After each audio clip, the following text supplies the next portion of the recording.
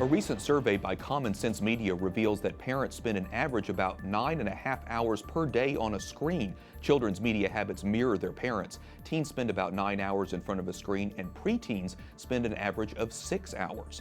According to a survey of nearly 2,000 parents of children age 8 to 18, 78% believe they are good media and technology role models for their children. But more than 50% voice concerns that their kids could become addicted to technology. Nearly 2/3 of Hispanic and Black parents express being highly aware of the content their children are viewing, compared with half of white parents. Melissa Henson, Programs Director at the Parents Television Council, joins us now. It's a national advocacy group promoting responsible entertainment. Melissa, the survey said 98% of parents think they're good role models, and yet they're spending 1/3 of their day in front of some kind of a screen. Right. Seems like there's a disconnect here. Right, there is. But I think we have to factor into that the assumption that most of that screen time is work related. So they're checking email for work, or perhaps their job involves having to spend a great deal of time on the computer. But even so, we do have to be conscious of the example that we're setting for our children.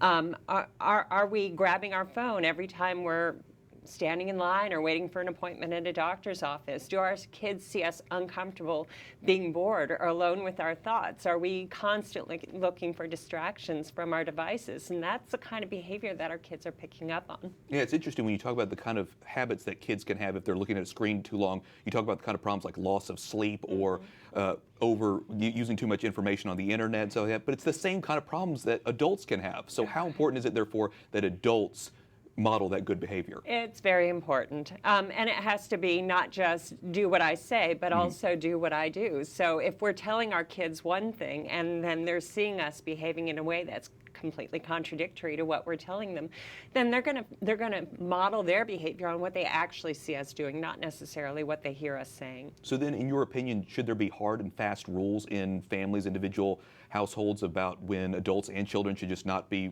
using these screens at all? Yeah, absolutely. For example, device-free dinner. I think that's a big one. Leave the phones, the tablets, all the digital devices away from the dinner table, and use dinner time as a time to catch up, to talk about your day, to see where everybody's at in their lives. But leave the devices away from the dinner table. I would also suggest an occasional digital detox or a screen-free Saturday.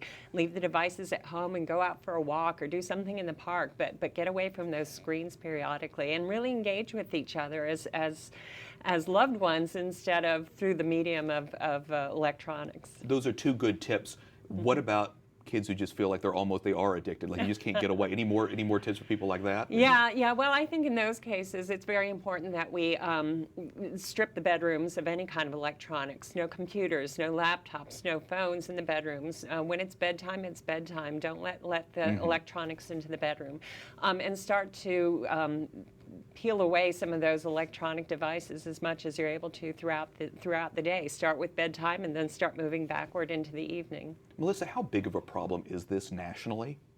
I think it is a big problem, and I think even talking to adults, I know I took my son to the dentist's office yesterday, and we sat down in the lobby, and everybody in the waiting room is staring at a screen, and my son's saying, "Oh, let me look at your phone." Well, no, you don't need to be looking at a phone. You have to learn to be uncomfortable, or you have to learn to be comfortable just being alone with your thoughts. Yeah. just sit or look at a book or a magazine, but you don't need the constant distraction of a phone, and it's a very hard discipline to adopt, but I think it's very important. Very good. Well, like I said, it's all very important, and we appreciate the tips as well. Melissa Henson, Programs Director at the Parents Television Council. Thanks so much. Thank you.